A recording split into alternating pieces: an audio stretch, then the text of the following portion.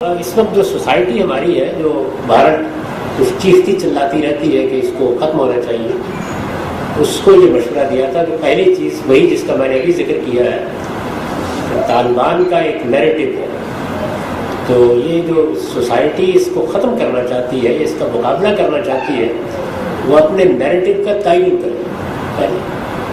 اور میں نے اس میں پھر پن پوائنٹ کر کے بتایا تھا کہ یہ مسئلے ہیں جن کے بارے میں آپ کو ایک واضح جگہ پر کھڑا ہونا ہوگا.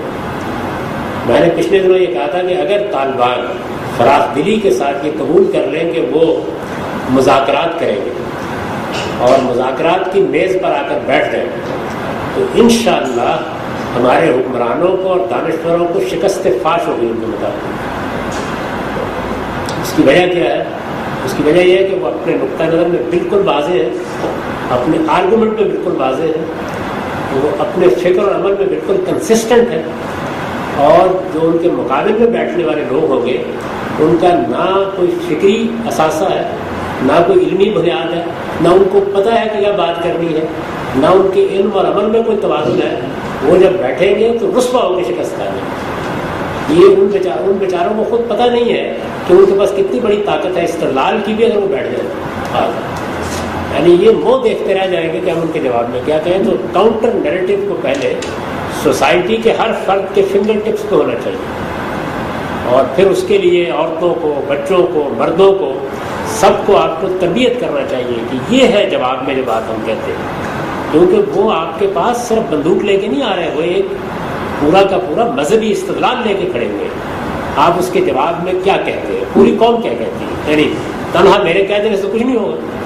تو قوم کو اپنا نیریٹو مرتب کرنا چاہیے، پہلی بات. دوسری بات میں نے یہ عرض کی تھی کہ جو اس وقت پاکستان میں دینی مدارس ہیں ان کے بارے میں ایک جرأت مندانہ فیصلہ کرنا چاہیے، اور وہ صرف ایک سطر کا فیصلہ ہے.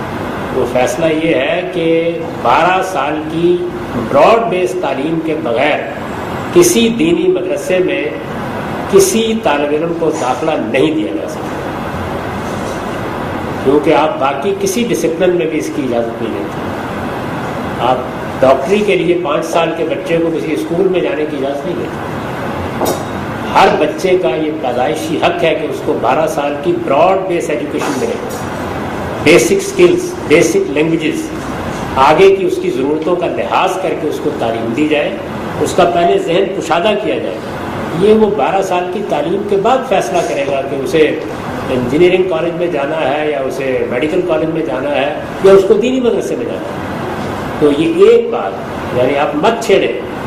دیوبندیوں کے مدرسے ہیں، بسم اللہ رہے، بریلویوں کے رہے، لیکن طالب علم 5 سال کی عمر میں اگر جائے گا تو وہ اپنا دماغ ہمیشہ کے لیے بند کر کے وہاں سے آئے گا. اس کو 12 سال کی براڈ بیس تعلیم کے بعد جانے کی اجازت دے گی سوسائٹی. دوسری بات میں نے یہ کہی تھی.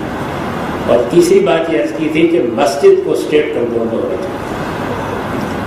اسلامی قانون کی روح سے مسجد پرائیویٹ سیکٹر میں نہیں ہو سکتی. یہ بات سب علماء کے حد طے ہے، اس پہ کوئی دو رائے نہیں ہے. جن ملکوں کے اندر مسجد کو اسٹیٹ کنٹرول میں رکھا گیا ہے وہیں امن ہے. جہاں یہ اسٹیٹ کنٹرول میں نہیں ہے، اصل میں قومی ادارہ ہے، اور کوئی قومی ادارہ جب آپ علماء کے سپرد کریں گے تو پھر پاکستان میں اگر فرض کر لیجیے آپ مجھ سے ابرپٹ سوال کر لیں کہ پاکستان میں کوئی خدا کی مسجد ہے تو مجھے سوچنا پڑے گا شاید کوئی بھی.